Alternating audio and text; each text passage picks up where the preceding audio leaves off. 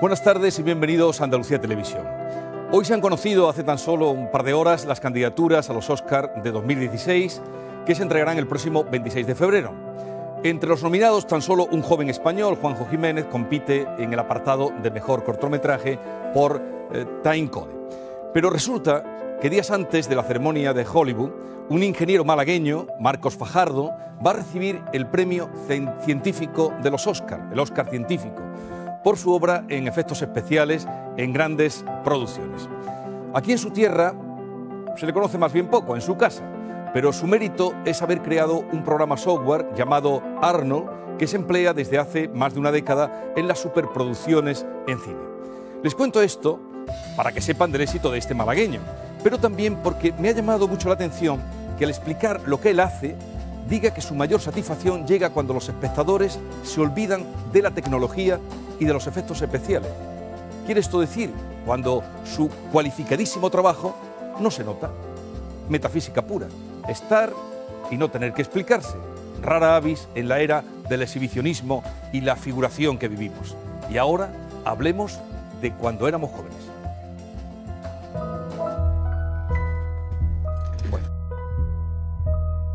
Algunos definen como literatura de intervención o literatura política la narrativa de Marta Sanz. Esta escritora madrileña mantiene una posición crítica frente a la cultura contemporánea, frente a lo que algunos llaman civilización del espectáculo, a la que hace referencia en su novela Farándula, ganadora del premio Herralde en el 2015. Ahí, a través de la vida de un puñado de actrices y actores de teatro, recrea ese mundo de apariencias, donde el éxito coquetea siempre con el fracaso y donde la fama no está lejos de la soledad y el abismo existencial. Lenguas muertas, Susana y Los viejos o La lección de anatomía son otros de sus trabajos narrativos, pero también ha escrito ensayos y poemarios, además de colaborar en prensa. Ha recibido otros premios como el Ojo Crítico de Narrativa o el Premio Vargas Llosa de Relatos. Fue finalista del Premio Nadal en 2006. Ácida sin mutilar la ternura, afirma que los libros que le interesa escribir son los que hacen visible la ideología invisible, los valores que ya no nos cuestionamos. Esta mujer de izquierda y feminista regresa ahora al ensayo con Éramos mujeres jóvenes para describir los usos amorosos del posfranquismo. Marta Sanz, buenas tardes, bienvenida. Buenas tardes, Jesús. Éramos mujeres jóvenes, pero bueno, sigue siendo joven. Bueno, ya no tanto, ¿eh? Yo creo que también hay una especie de mitificación de la juventud que nos hace estirar el concepto y hacernos irresponsables el mayor tiempo posible, pero yo creo que hay que asumir los años y las consecuencias. Bueno, me alegro mucho de volver a verte. Yo también. Ahora en este espacio que tenemos aquí, pero estoy un poco cohibido porque a mí hablar de sexo y de amor siempre no sé, creo que es una cosa más íntima. A mí me pasa un poco lo mismo que a ti, en realidad. Yo he hablado de sexo y he hablado de amor desde una perspectiva femenina y feminista en novelas autobiográficas y no tan autobiográficas como La lección de anatomía y Daniela Astor y La caja negra, y ahora en este ensayo Éramos mujeres jóvenes, pero a mí me interesa hablar de estas cosas, o sea, es decir, me interesa hacerme el selfie, por utilizar una terminología muy actual, en la medida en la que el selfie ilumina el fondo. Quiero decir, a mí me interesa el retrato de la intimidad en la medida en que el retrato de la intimidad está hablando de cómo somos nosotros y cómo es todo nuestro mundo y cómo es nuestra sociedad. Y en tu caso me parece muy normal que no quieras hablar de tu intimidad en público, porque esto creo que para los hombres es mucho más difícil porque no estáis acostumbrados. Es decir, igual que a las mujeres tenemos que dominar los espacios públicos porque se nos relega siempre a los espacios de la intimidad, vosotros es hora de que vayáis reflexionando sobre la sentimentalidad, los espacios de la intimidad y estas cosas. Pero entonces, Marta, ¿quiénes hablan más del sexo y del amor, sexo, porque es de lo que habla tu libro, los hombres o las mujeres? ¿Tú crees que las mujeres? Yo creo que las mujeres, primero por lo que te decía al principio, porque parece que se nos ha asociado siempre a ese espacio de lo sentimental, de lo afectivo, dado que no habíamos conquistado esos territorios de lo público que tenemos que conquistar todos los días con sangre, sudor y lágrimas. Pero por otra parte, además de eso, creo que hay una necesidad de hablar que queda muy clara en el libro, porque tenemos muchos conflictos que resolver. O sea, yo lo que he aprendido en el libro, y me lo decía una de las mujeres a las que entrevisto en Éramos Mujeres Jóvenes, ella me decía, este libro es un canto de amistad, es un canto de amistad porque lo que consigue es que nosotras verbalicemos asuntos que nos preocupan y los contrastemos con otras opiniones para establecer un tejido en el que cada una pueda encontrar un poco el espacio de lo que le hace feliz, más allá de los estereotipos, del deber ser. Este libro es cualquier cosa menos un libro de autoayuda, menos un recetario. Ahora hablaremos de las corifeas, pero voy a seguir, vamos, me adentro, y además, primero porque me alegra mucho que estés aquí, pero también porque Albert Camus decía que todas las desgracias que le pasan al hombre le pasan por no hablar claro, o no decir la verdad, por no hablar claro, decía. Todas las desgracias que le pasan al hombre le pasan por no hablar claro. ¿Y tú crees que las mujeres hablan más claro de estos asuntos y mienten menos? ¿Quién miente más? Esto no lo sé. O sea, quién miente más o quién miente menos, no tengo ni la menor idea. No me siento capacitada para contestar, para responderte a esta pregunta. Lo que sí que sé, porque es obvio, es que tanto los hombres como las mujeres, cuando se nos coloca en la tesitura de responder a un cuestionario, tendemos un poco, yo creo que, a ficcionalizar la experiencia. También nos pasa a los escritores o las escritoras cuando hacemos una autobiografía.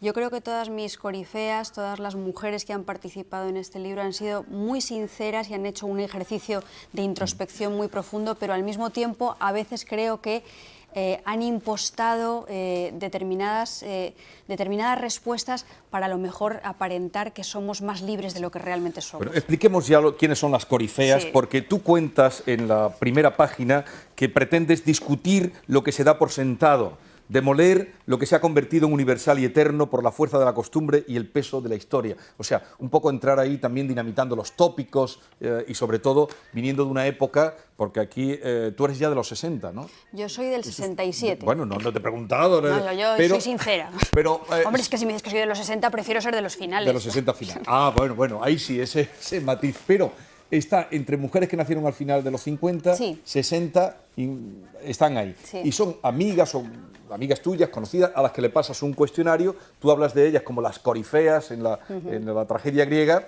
que te van contando preguntas que tú le haces o te van respondiendo preguntas que tú le haces y tú las vas colocando ahí en este ensayo que habla de cómo era la vida amorosa y sexual, sexual, lo poco que había en esa época y cómo van evolucionando después cuando son madres, cuando tienen hijos o cuando tienen amantes.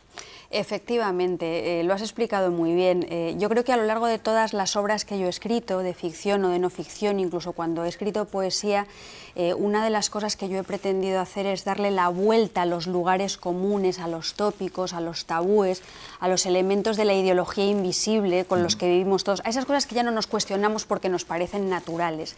Y en este libro ocurre lo mismo. Lo que ocurre es que en este libro yo he querido salir un poco de ese campo estrecho de mi subjetividad y de mi pequeño monóculo para ver lo real y dar voz y dar espacio a muchas otras mujeres de esa generación que tú has mencionado, que de alguna manera formarían parte de eso que llamamos la heteronorma. O sea, la heteronorma, mujeres heterosexuales, de esas edades, con estudios medios o superiores, con una relación de pareja o sin relación de pareja, con hijos o sin ellos, pero que de algún modo responden a esa especie de normalidad o mediocridad, y digo normalidad y mediocridad con todas las comillas del mundo, que habitualmente no se estudia.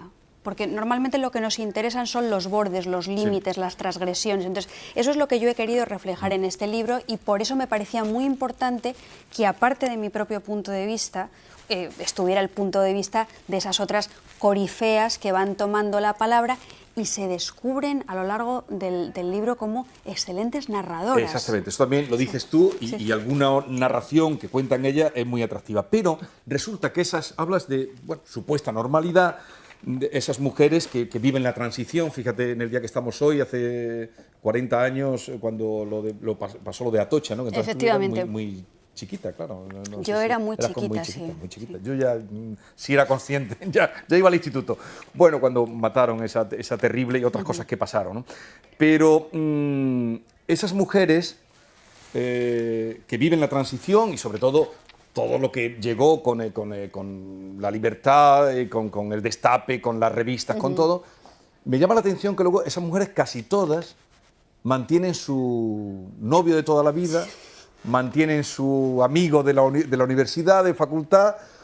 Eso no es lo más común ahora.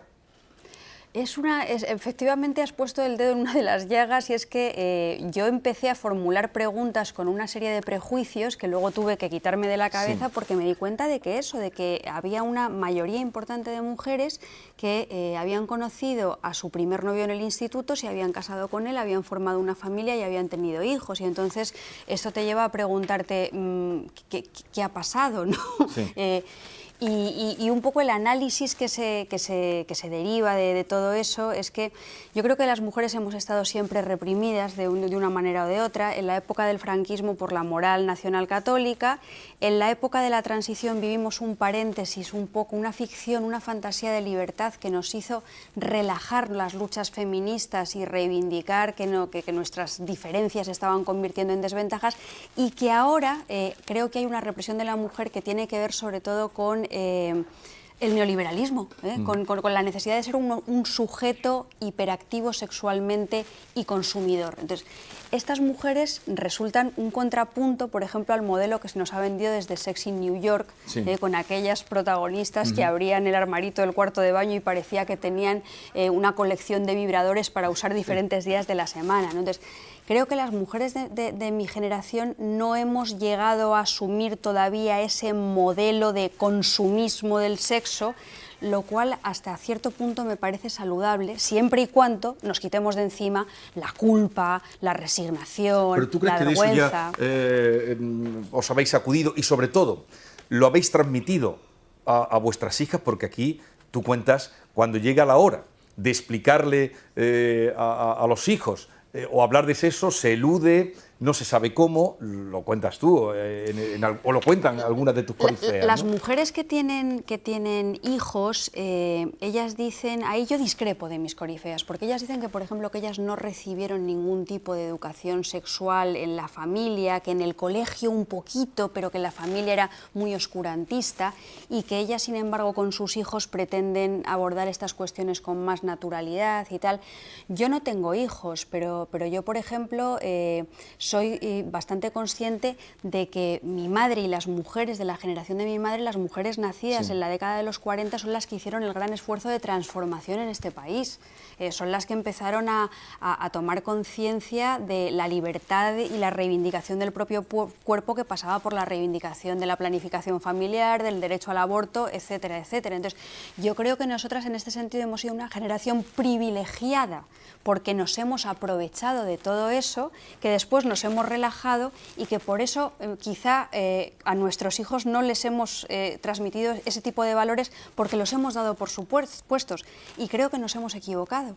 Porque yo creo que ahora más que nunca, en los momentos de crisis económicas, y lo tenemos en el caso de Trump muy vívidamente en este instante, ¿no?, es cuando rebrotan los discursos misóginos, los discursos machistas, fascistas, los discursos xenófobos y racistas, ¿no? Entonces, creo que va siendo hora de volver a contar. Llegó la democracia, porque llegó afortunadamente a este país, pero ¿y la democracia sexual llegó?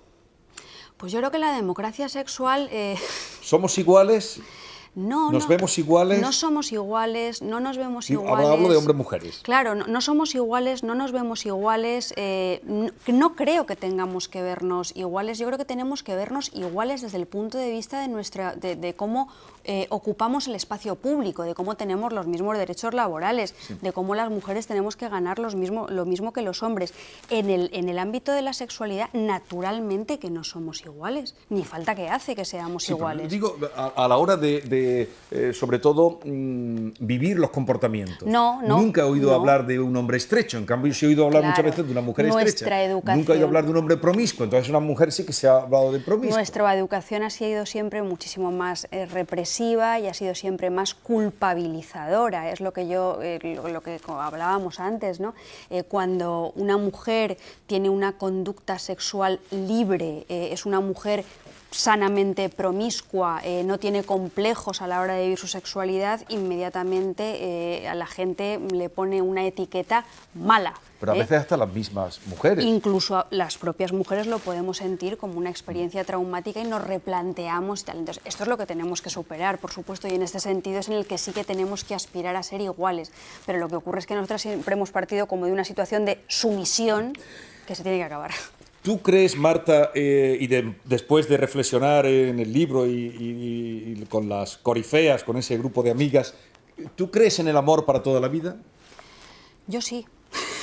Yo sí que creo en el amor para toda la vida, pero lo que entiendo es que esto es una cosa tremendamente subjetiva y tremendamente personal, y volvemos a lo que te contaba antes. Aquí no hay recetas, aquí no hay fórmulas, aquí de lo que se trata es de que cada una se haga consciente de las decisiones que ha tomado en su vida y de las conductas que a una persona le pueden hacer feliz.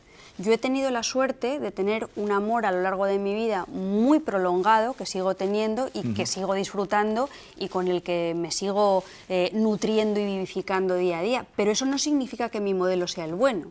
Ya.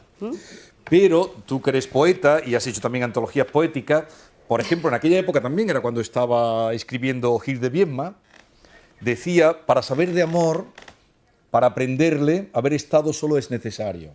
Y es necesario en 400 noches, con 400 cuerpos diferentes, haber hecho el amor.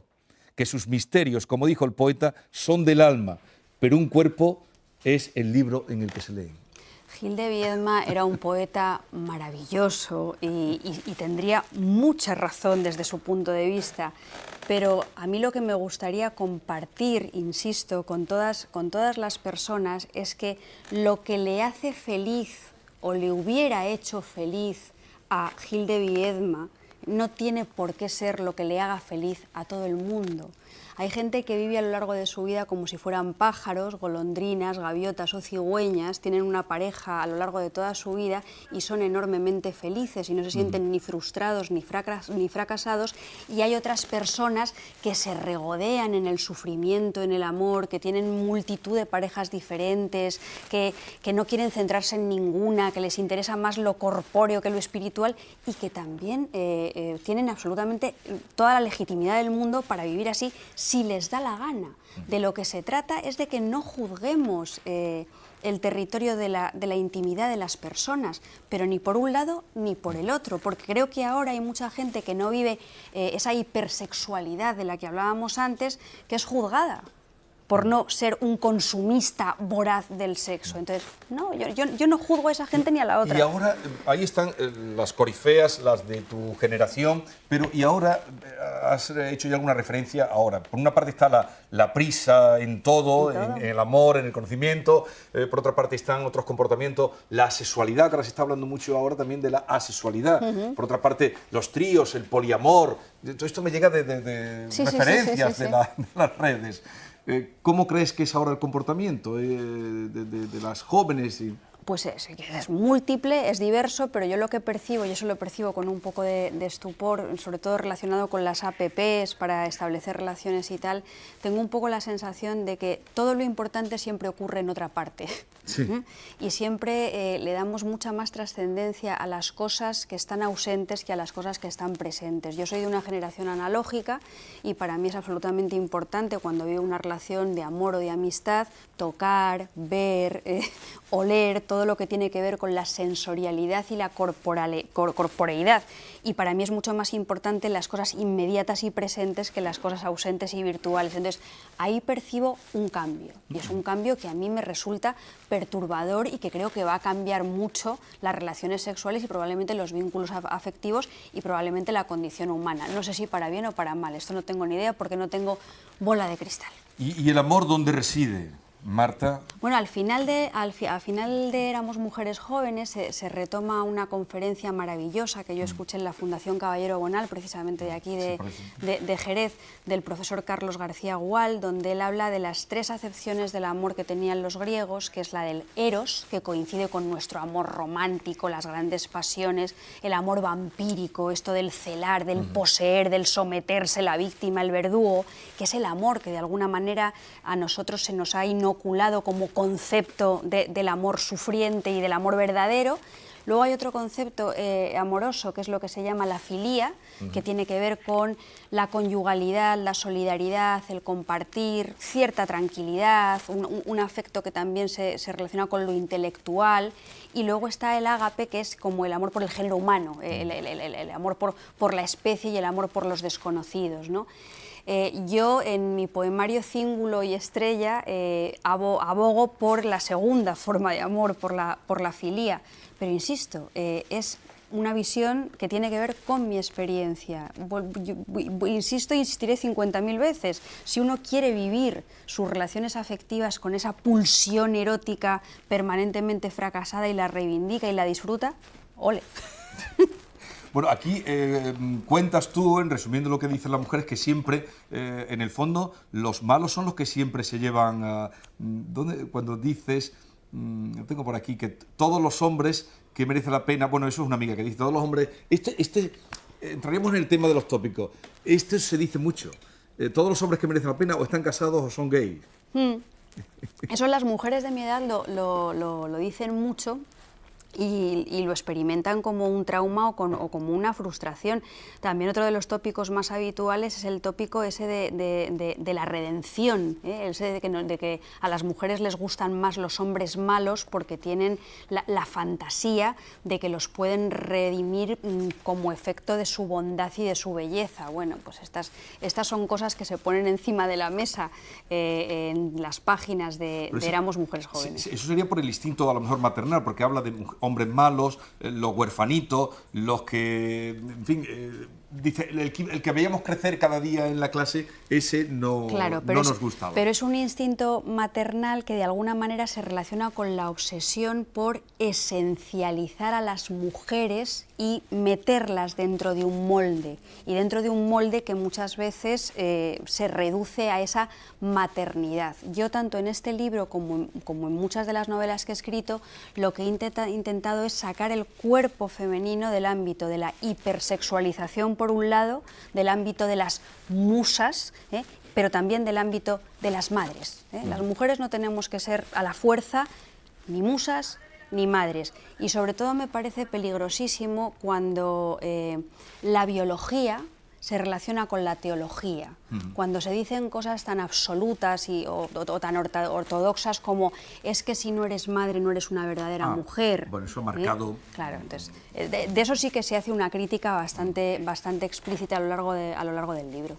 Eso ha sido siempre como, en fin, una espada ahí sobre la mujer para vivir. Lo que pasa luego en el capítulo de la mujer egoísta, pues también se cuenta pensar en ella, ¿no? Es que durante muchos años, y a mí me parece una postura bastante saludable, el feminismo ha tenido que ver con la emancipación de las mujeres relacionada con la libertad y con la igualdad. Y para vivir esa libertad y esa igualdad hay muchas veces que tú lo que tenías que hacer es renunciar a esos deberes asistenciales que te vinculaban al grupo familiar, el cuidado de los niños, el cuidado de los ancianos, el acordarte de las fechas de cumpleaños, y eso inmediatamente estigmatizaba a la mujer que desatendía esas obligaciones familiares, se le llamaba egoísta, mala persona, arpía, etcétera. Yo en este momento de mi vida, un poco por lo que abogo, es porque tenemos que ser personas emancipadas, evidentemente tenemos que ser personas libres y conscientes de que nuestra libertad pasa por la conciencia de cuáles son las limitaciones de nuestra libertad, y por eso está muy bien hablar y compartir en público, pero que también el feminismo se tiene que vincular con la fraternidad. Tenemos que volver a establecer lazos de solidaridad, tenemos que no exigirnos cosas que son imposibles, no por ser mujeres, sino porque pertenecemos al género humano, y el género humano es gregario y cariñoso. Cuando a una mujer se le dice, tienes que aprender a estar sola, claro que tenemos que aprender a estar solas y a no ser dependientes desde el punto de vista económico de nadie.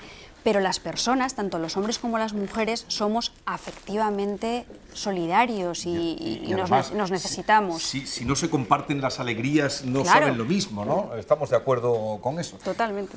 Bien, con Marta Sanz, que precisamente presenta este libro, Éramos Mujeres Jóvenes, una educación sentimental de la transición española, será dentro de un ratito, cuando termines aquí, a las 7:30 de la tarde, en la Biblioteca Infanta Elena. Así es. En Sevilla. Ahí va a presentar este libro que está teniendo una acogida extraordinaria. Yo he visto que hablan muy bien de tu libro y de esta mirada, ¿no?, sobre esas mujeres. Y sobre todo lo que está propiciando es encuentros con mujeres que tienen ganas de hablar. E insisto, eso es lo más importante y lo más gratificante de todo.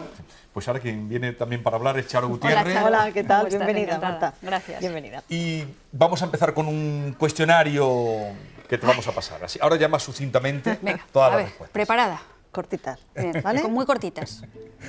¿Empiezo yo? Empieza tú. Bueno, Marta Sanz, ¿el sexo la ha hecho más libre o más esclava? A mí, mucho más libre. La mayor mentira que nos han contado sobre el sexo, Que era sucio, guarro y vergonzoso. ¿Y una verdad absoluta? Que era algo sacralizado. ¿quién ha hecho más por la liberación de la mujer, la ciencia o la política, el anticonceptivo o la democracia? Las dos cosas a la vez, simultánea e inseparablemente. ¿La infidelidad con cuernos se paga? Por supuesto que sí. ¿Qué condiciona más a la mujer, el príncipe azul o la moda? La moda, en este momento la moda. ¿Y en Estados Unidos quién vencerá, Trump o las mujeres? Esperemos que las mujeres, lo digo con los dedos cruzados, incluso los deditos de los pies. Un tabú que no hemos superado ni de lejos. El de que para amar hay que sufrir. ¿Qué es lo más valioso que le pueden robar de su casa? Mi gata. ¿Qué despertó su lucha por la liberación de la mujer? Mi conexión, mi experiencia en el mercado laboral. ¿Qué le hace subir las pulsaciones, Marta?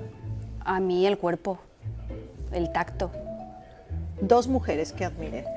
Admiro a muchísimas, pero voy a citar a dos escritoras, a Carmen Martín Gaite, que de alguna manera está en la raíz también del proyecto de elaboración de este libro, y a Carmen Laforet, que es otra magnífica escritora española. Ya. ¿Y qué le sugiere una mujer como, por ejemplo, Mercedes Sosa? Mercedes Sosa me parece una mujer reivindicativa, valiente, intrépida y grandiosa, aparte de ser una de las mejores voces que se han dado en este planeta nunca jamás. A mí me encanta. Una de mis canciones preferidas es Los Mareados, cantada por Mercedes Sosa. Que está sonando precisamente. mira qué bien. Está sonando.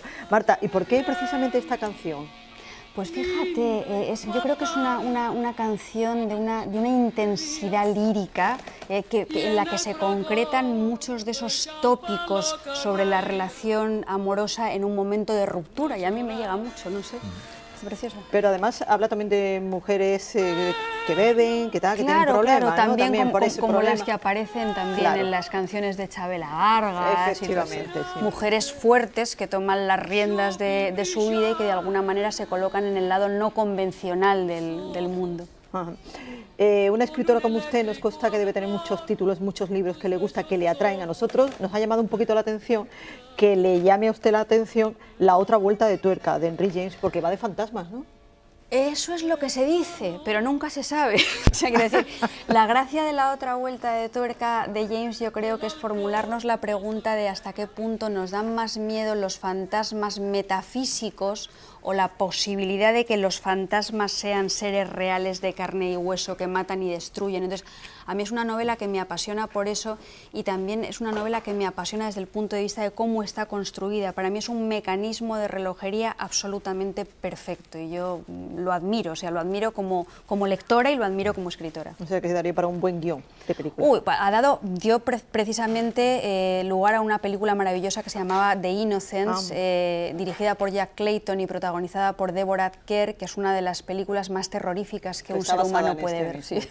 Bueno, y hablando de cine, una película que le gusta, no va de fantasma, pero sí va de crímenes, El extraño viaje de Fernando Fernán Gómez. ¿Por qué esta película? A mí me parece una de las grandes películas del cine español, nunca lo suficientemente valorada, por la historia que cuenta, por los actores, por cómo está fotografiada, y sobre todo por esa pareja impagable de hermanitos que eran Rafaela Aparicio y Jesús Franco, el famosísimo director de fantaterror español, Jess Franco. Un sentido del humor muy perverso, muy macabro, y una crítica soterrada a una sociedad española precisamente muy represiva en la moral sexual. Estamos viendo una secuencia, vemos a Carlos Larrañaga travestido.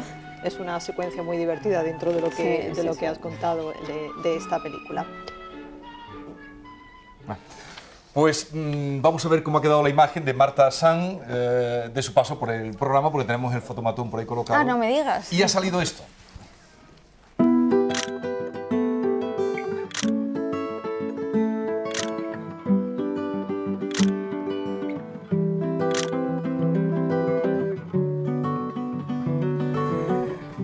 Pues si quieren verla en vivo y en directo, a las 7:30 en la Biblioteca Infantalana presenta este libro. Un libro que hoy hemos hablado sobre él extensamente, pero ni un día sin un libro, decimos aquí en este programa. Y hoy les propongo La familia Karnowski, del escritor judío Israel Yehusa Singer. Es un gran fresco que se extiende a lo largo de la primera mitad del siglo XX, está dividido en 3 partes, las 2 primeras transcurren en Berlín, desde principios del siglo hasta la ascensión de los nazis al poder, y la tercera ya en Nueva York, donde va la familia a vivir, abuelos, padres, hijos, y está escrito dentro, desde los judíos, desde dentro, y curiosamente cuenta cómo no se daban cuenta de lo que estaba pasando, y lo cuenta un propio judío. ¿Conoces este? No, no lo he leído, tomo nota. Está acantilado y es muy interesante. Muchísimas Gracias por la visita. Oye, gracias y creo a que vosotros. pronto hay nueva novela, ¿no? Sí, a finales de marzo sacaré en Anagrama una novela que se llama Clavícula y que habla de esa relación de las mujeres con el cuerpo a partir de la idea del dolor, ¿no? Pues quedamos emplazados para entonces. Gracias, Marta, por este libro. Muchísimas gracias a los dos. Nos vamos a despedir ya con uno de los temas favoritos de nuestra invitada, Starman, de David Bowie. Volvemos mañana, pero esta noche, por si se les ha escapado algo, que pueden volver a verlo a las 11:15 de esta noche, aquí mismo, en ATV. Adiós, hasta mañana.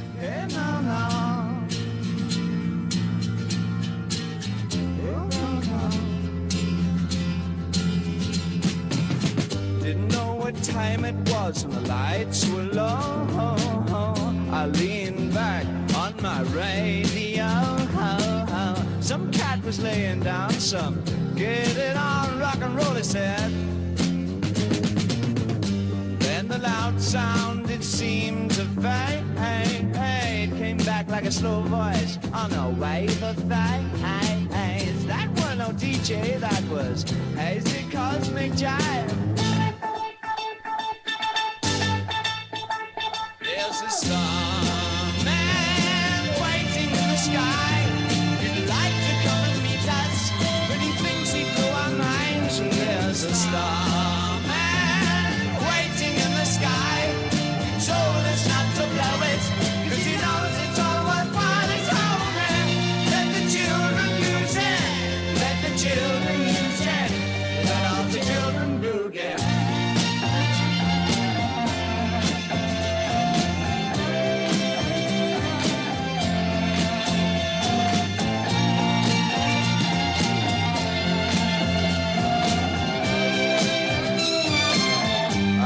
To phone someone, so I picked on you. Hey, that's far out, so you heard him too. Switch on the TV, we may pick him up on channel 2. Look out your window, I can see his light.